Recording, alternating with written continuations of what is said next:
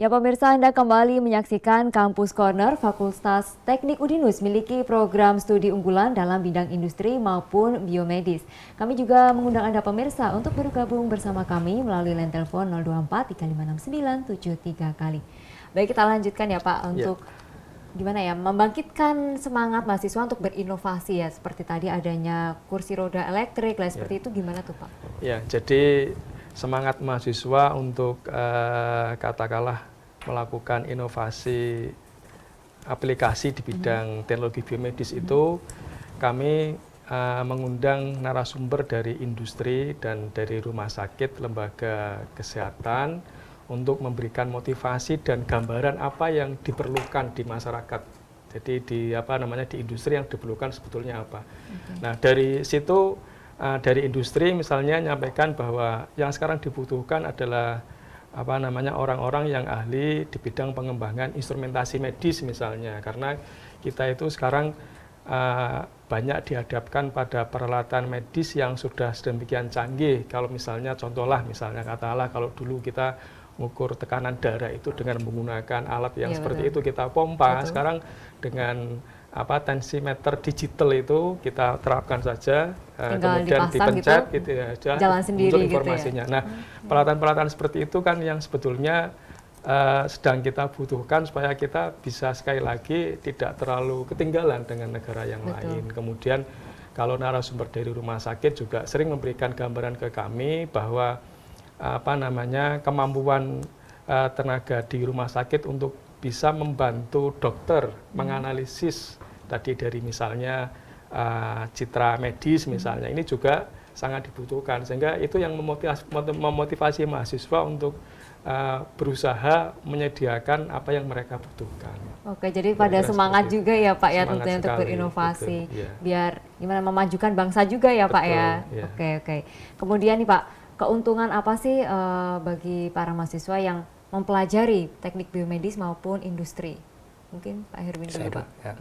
Kalau keuntungan teknik industri ya pastinya kalau kita lihat tadi ya kembali pasti isu-isu yang terkini itu kan revolusi industri 4.0.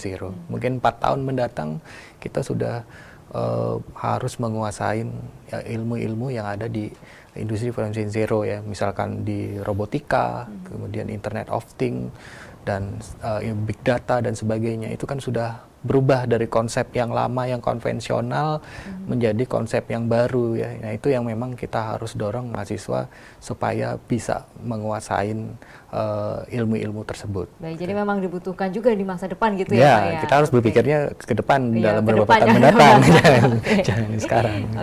Kemudian kalau keuntungan nih untuk mempelajari biomedis apa nih Pak? Ya, tadi yang saya sampaikan bahwa bidang ini, program studi teknik biomedis ini adalah bidang yang masih sangat langka di Indonesia, dan kebutuhan tenaga ahli di bidang ini masih sangat jarang. Sehingga sekali lagi dalam mencari pekerjaan nantinya ini pesaingnya tidak terlalu banyak dengan pasar yang masih sangat terbuka lebar. Sehingga jadi dibutuhkannya banyak gitu dibutuhkannya ya Pak? Banyak, sehingga salah satu media surat kabar Kompas itu tahun 2019 menyampaikan bahwa 4 program studi kekinian dengan prospek kerja yang menjanjikan, salah satunya adalah program studi teknik biomedis. Gitu. Dan berikutnya saya kira saya mengajak mahasiswa terutama kaum milenial ini untuk ikut semangat untuk memperjuangkan daya saing bangsa tadi itu, untuk bisa meningkatkan teknologi kedokteran kita supaya tidak terlalu ketinggalan dengan negara-negara maju. Nah, salah satunya kita bisa tempa di program studi teknik biomedis. Kira-kira gitu Mbak Nadia. Jadi mari kita membangun bangsa bareng gitu ya Pak ya. Melalui program studi ini. Iya, betul sekali. Kemudian untuk profesi nih Pak, profesi yang dapat ditempuh dari lulusan teknik industri apa saja Pak? Kalau tadi saya buka lagi data dari Career Center. Jadi di Career Center itu 75% itu di perusahaan swasta. Ya, perusahaan swasta itu bisa berupa pabrik ya, manufaktur, kemudian bidang jasa dan sebagainya. Kemudian 15, berapa persennya itu di BUMN dan pemerintahan, kemudian sisanya di wirausaha. Itu dari data yang dari Career Center yang Banyak kita dapat. wirausaha juga ya Pak Ada ya? yang wirausaha itu pasti. Ya. Oke, sesuai dengan visi misi Nah, Udinus kita dong. Oke. makanya harus sesuaikan dengan Oke, visi oke. misi. Kemudian untuk profesi dari biomedis ya Pak, apa Ya, aja Pak? profil karir dari program studi teknik biomedis satu adalah clinical engineer atau insinyur klinis. Ini adalah tenaga teknologi layanan kesehatan yang nantinya kalau misalnya ingin bekerja sebagai clinical engineer ini tempatnya adalah di rumah sakit. Seperti yang kemarin kami lakukan webinar dengan narasumber dari Direktur Rumah Sakit Nasional Diponegoro, ini menyampaikan bahwa kebutuhan clinical engineer ini masih sangat terbuka untuk lingkungan masyarakat, lingkungan rumah sakit itu. Yang pertama itu clinical engineer itu yang pertama. Yang kedua tadi yang saya sampaikan kalau tidak masuk di rumah sakit, masuklah di industri atau perusahaan alat kesehatan sebagai desainer peralatan biomedis tadi itu, peralatan medis tadi itu. Jadi mendesain atau membuat Mendesain, peralatan medis seperti mengembangkan itu ya Pak? peralatan medis itu nanti dibutuhkannya di perusahaan-perusahaan alat kesehatan. Kemudian juga kebutuhan besar di peneliti. Kami pernah mendatangkan narasumber dari LIPI yang sedang fokus untuk penelitian di bidang biomedis ini juga masih sangat dibutuhkan. Itu di penelitian bidang medis. Dan yang lainnya ini adalah regulator jadi di lingkup pemerintah untuk membantu menentukan kebijakan terutama pada pengadaan alat kesehatan. Oke. Gitu. Jadi peluangnya juga sangat tinggi ya Sangat untuk tinggi. biomedis Jadi ini. bisa di perusahaan swasta, bisa di perusahaan negeri, bisa di rumah sakit dan seterusnya. Luas juga ya Luas Pak. juga. Baik, baik. Kemudian kita berbicara mengenai penerimaan mahasiswa baru nih Pak.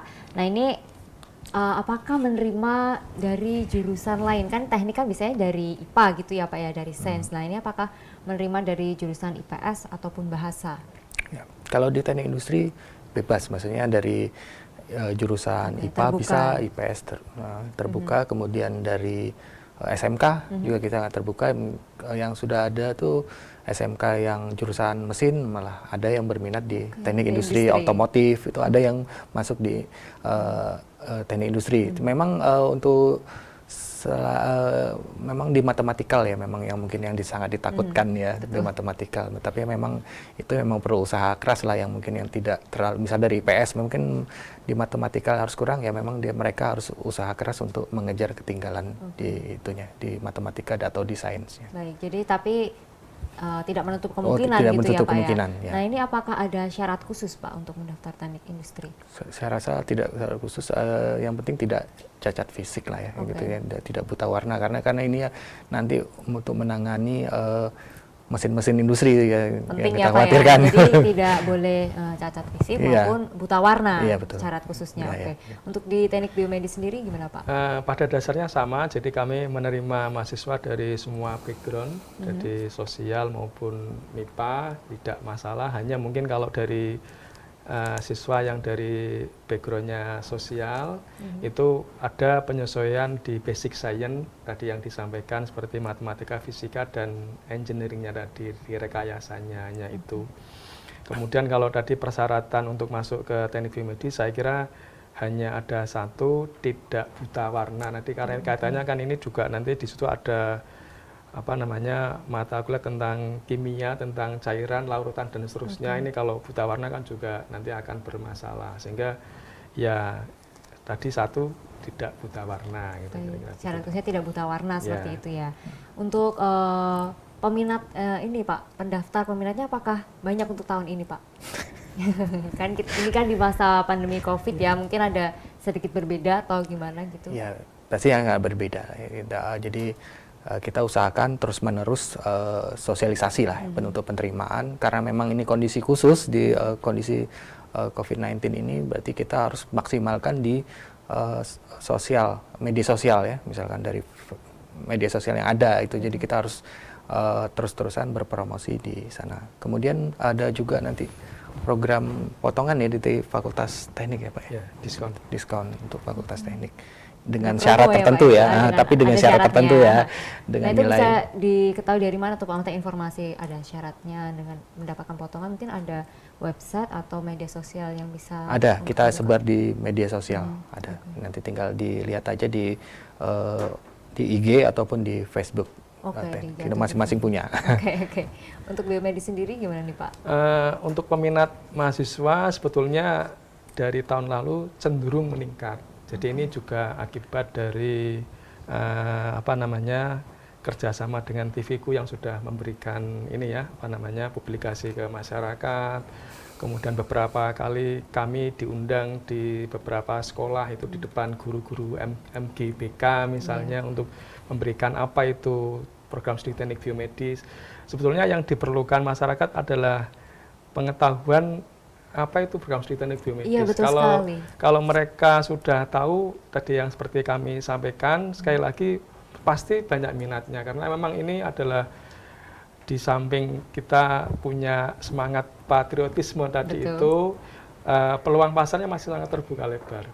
Gitu. Jadi peminatnya cenderung meningkat dibandingkan dengan tahun lalu dan mudah-mudahan akan terus seperti itu sehingga sekali lagi saya selalu mendengungkan bahwa ini adalah misi kebangsaan gitu ya, barangkali seperti itu. Semakin banyak yang minat di sini maka bahasa Indonesia ini diharapkan punya daya saing yang lebih baik dibandingkan dengan negara. Dan barangkali juga harus disosialisasikan lebih karena ini merupakan suatu hal yang baru di Indonesia gitu ya Pak. Baik.